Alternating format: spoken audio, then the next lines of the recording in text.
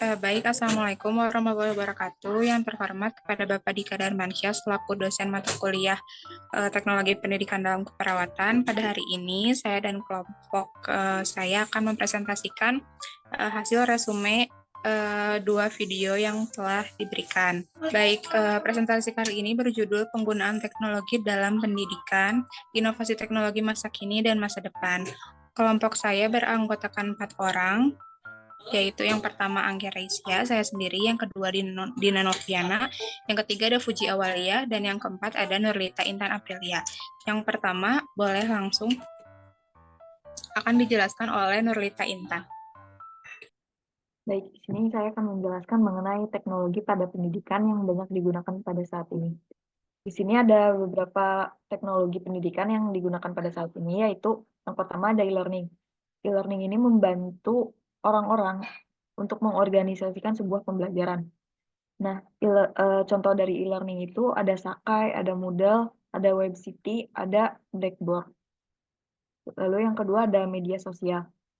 Media sosial ini mendukung pembelajaran seolah-olah dipakai hanya untuk happy-happy, tapi ternyata banyak orang yang menggunakan media sosial sebagai media pembelajaran karena zaman sekarang itu banyak banyak banget gitu ya anak muda yang senangnya bersosmed. Terus contoh sosmed yang bisa digunakan buat pembelajaran itu ada TikTok, ada YouTube, Instagram, Twitter, dan lain-lain. Yang ketiga ada podcast.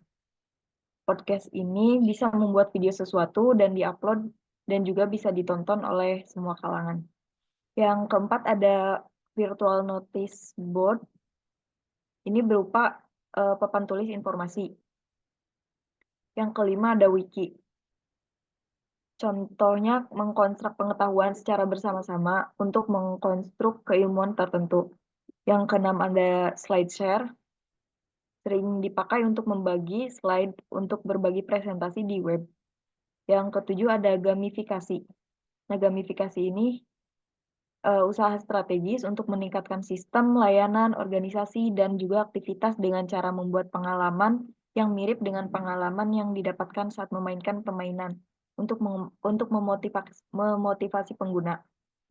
Contohnya itu ada Kahoot, ada Quizzes, dan juga kelas dojo. Selanjutnya akan dijelaskan oleh rekan saya.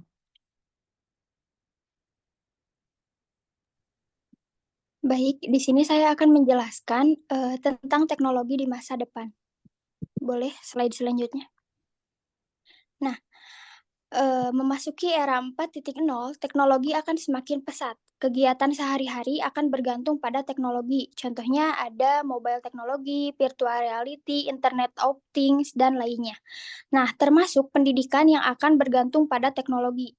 Nah, di sini ada beberapa poin yang ditawarkan teknologi masa depan untuk pendidikan. Di antaranya itu yang pertama ada personalisasi pembelajaran. Nah, nanti pembelajaran akan personalisasi. Contohnya ini akan menggunakan teknologi AI yang bisa menganalisis preferensinya orang itu. Orang tersebut tipe auditory atau visual. Nah, di sana menggunakan teknologi ini bisa mengenali dan mengevaluasi orang ini tipenya seperti apa. Nah, yang kedua, keterlibatan aktif siswa. Nah, keterlibatan siswa secara aktif akan memberikan treatment khusus atau perlakuan khusus. Tiap orang ini jadi pengalaman tiap siswa belajarnya itu akan berbeda karena adanya teknologi contohnya itu seperti AI. Nah, partisipasinya itu akan meningkat apalagi ada teknologi seperti gamifikasi yang menarik ini yang akan membuat mahasiswa menjadi lebih aktif. Nah, yang ketiga ada nilai tambah pembelajaran.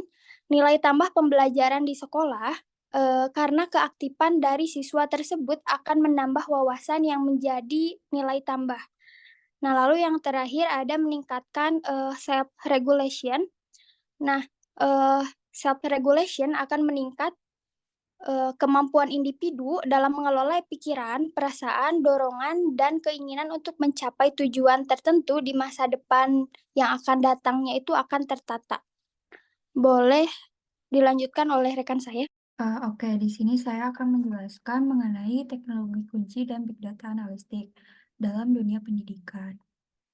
Ada beberapa teknologi kunci yang dipakai di dunia pendidikan nantinya. Yang pertama itu ada virtual reality, yaitu training real, pembelajaran secara jarak jauh, serta pendemonstrasian konsep kompleks. Dua ada cloud computing, yaitu materi up to date, selanjutnya akses buku secara online, tugas online pun mudah di-track gitu ya. Yang ketiga ada 3D printing, yaitu kreativitas menggunakan 3 dimensi. Yang keempat ada hologram, yaitu akses dan kehadiran jarak jauh, mengajar banyak kelas secara live atau virtual, serta mempelajari arsitektur secara real time. Yang kelima ada artificial intelligence, yaitu kecerdasan buatan untuk pembelajaran, teman belajar, alat bantu produktivitas guru. Slide selanjutnya. Nah, beberapa penerapan dari Big Data Analistik dalam pendidikan. Yang pertama ada jejaring dan media sosial. Yang kedua, scientific instrument, yaitu mengumpulkan berbagai data. Yang ketiga, yaitu jaringan dan teknologi sensor, yaitu mengukur berbagai jenis data. Yang keempat, yaitu pengukuran mobile atau melacak berbagai objek. Boleh selanjutnya oleh rekan saya. Baik, untuk yang selanjutnya itu ada penjelasan mengenai contoh teknologi masa depan, yaitu AI, AR, dan VR dalam dunia pendidikan. Boleh dilanjut. Yang pertama ini penggunaan AI dalam pendidikan atau Artificial Intelligence. Nah, tujuan dari penggunaan Artificial Intelligence di dalam pendidikan ini diantaranya ada 4. Yang pertama itu sebagai penerjemah bahasa isyarat. Yang kedua itu sebagai agen pedagogis e-learning. Yang ketiga itu sebagai grader otomatis. Dan yang keempat itu sebagai chatbot atau yang lainnya. Boleh selanjutnya.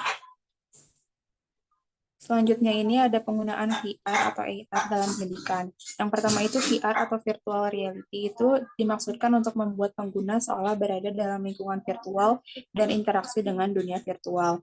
Nah, VR ini biasanya dikombinasikan dengan headset dan dikombinasikan dengan sensor untuk melacak pergerakan pengguna dan menyampaikan umpan balik yang menciptakan interaksi dengan dunia virtual.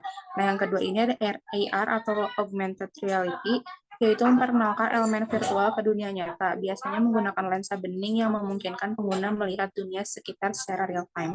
Nah, penggunaan VR atau AR dalam pendidikan ini, yang pertama itu